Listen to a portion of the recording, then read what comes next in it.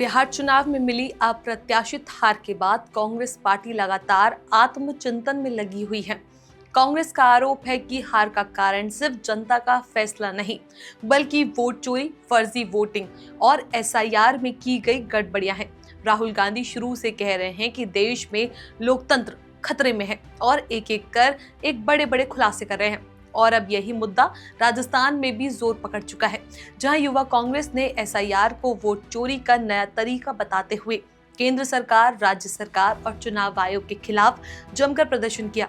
लेकिन क्यों हुआ ये राजस्थान में प्रदर्शन? क्यों इतनी भीड़ जुटी? क्या पुलिस ने कार्रवाई की? और क्यों राहुल गांधी बार बार वोट चोरी का मुद्दा उठा रहे हैं? इन सभी बातों पर बात करेंगे इस वीडियो के अंदर हम। नमस्कार, मैं हूं ज्येष्ठा नागर, आप देख रहे हैं द हिंदी टॉप। बिहार चुनाव में जिस तरह के नतीजे सामने आए, उसके बाद कांग्रेस ने दावा किया कि चुनाव केवल जनादेश पर आधारित नहीं थे, बल्कि उसमें वोट चोरी और मतदाता सूची में गड़बड़ी का खेल चल रहा था। राहुल गांधी ने चुनाव के बाद साफ कहा था कि आने वाले दिनों में देश के बड़े शहरों में कांग्रेस एसआईआर के खिलाफ बड़े प्रदर्शन करेगी, क्योंकि एसआईआर का इस्तेमाल वोटों में हेराफेरी करने के लिए किया जा रहा है। राहुल गांधी का आरोप है कि एसआईआर का असली मकसद मतदाता सूची से असली मतदाताओं को हटाना और फर्जी वोट जोड़ना है। बिहार के बाद अब राजस्थान में भी यही मुद्दा चर्चा में है। यही वजह रही कि राजस्थान युवा कांग्रेस ने जयपुर में बड़ा प्रदर्शन किया। युवा कांग्रेस के कार्यकर्ता शहीद स्मारक से मुख्यमंत्री आवास की ओर मार्च कर रहे थे। उनका आरोप था कि एसआईआर में जानबूझकर गड़बड़ी की जा रही है, लाखों वोट हटाए जा रहे हैं और फर्जी वोट डाल दिए जा रहे हैं। उनका कहना था कि ये लोकतंत्र के खिलाफ षड्यंत्र है और राहुल गांधी ने जो चेतावनी दी थी वो अब जमीन पर साफ दिखाई दे रही है। प्रदर्शन की शुरुआत सुबह 10 बजे शहीद स्मारक पर हुई, जहां युवा कांग्रेस के प्रदेश अध्यक्ष और विधायक अभिमन्यु पुनिया ने मोदी सरकार और चुनाव आयोग पर तीखा हमला बोला।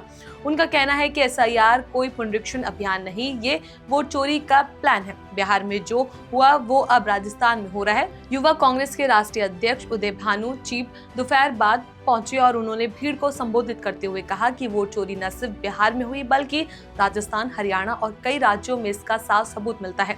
बीजेपी पर्दे के पीछे से चुनाव आयोग पर दबाव डाल रही है। उन्होंने आरोप लगाया कि जिस तरह ज्ञानेश कुमार को मुख्य चुनाव आयुक्त बनाया गया, उससे साफ हो गया था कि चुनाव आयोग को राजनीतिक एजेंडा पूरा करने के लिए इस्तेमाल किया जा रहा है। सभा के बाद कार्यकर्ता मुख्यमंत्री आवास की ओर बढ़े। पुलिस पहले से बैरिकेड्स लेकर तैयार थी। जैसे ही युवा कांग्रेस के कार्यकर्ताओं ने आगे बढ़ने की कोशिश की, पुलिस और कार्यकर्ताओं के बीच जोरदार धक्का-मुक्की शुरू हो गई। भीड़ को काबू करने के लिए पुलिस ने वाटर कैनन का इस्तेमाल किया।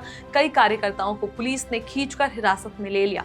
कुल 150 से ज्यादा युवा कांग्रेस कार्यकर्ताओं को गिरफ्तार कर विश्वकर्मा थाने ले जाया गया।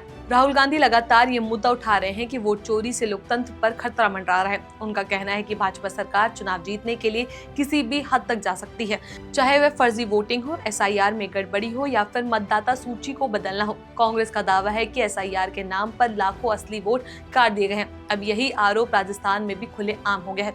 पुलिस ने कहा कि कानून व्यवस्था बनाए रखने के लिए कार्रवाई की गई और प्रदर्शन बैरिकेड्स तोड़ने की कोशिश कर रहे थे, आगे भी कानूनी कार्रवाई की जाएगी।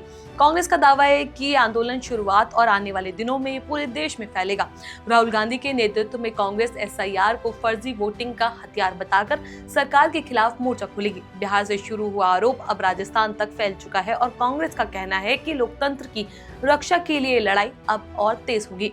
तो साफ है कि एसआईआर को लेकर विवाद अब सिर्फ एक राज्य तक सीमित नहीं रहा। कांग्रेस का आरोप है कि वोट चोरी के जरिए लोकतंत्र को कमजोर किया जा रहा है और राहुल गांधी एक एक कर नए खुलासे कर रहे हैं। राजस्थान में युवा कांग्रेस का प्रदर्शन अब एक बड़ी शुरुआत है। आने वाले दिनों में ये मुद्दा और गर्माएगा, क्योंकि राहुल गांधी ने साफ कर दिया कि एसआईआर और वोट चोरी के खिलाफ लड़ाई अभी पूरे देश में चलेगी। फिलहाल इस खबर में बस इतना ही। इस खबर को लेकर आपका क्या कुछ कहना है, अपनी राय हमें नीचे कॉमेंट बॉक्स में जरूर बताएं। ऐसे और भी वीडियोस के लिए आप हमारे चैनल द हिंदी टॉप को सब्सक्राइब कर ले। इसके अलावा आप हमें एक्स, फेसबुक और इंस्टाग्राम पर भी फॉलो कर सकते हैं।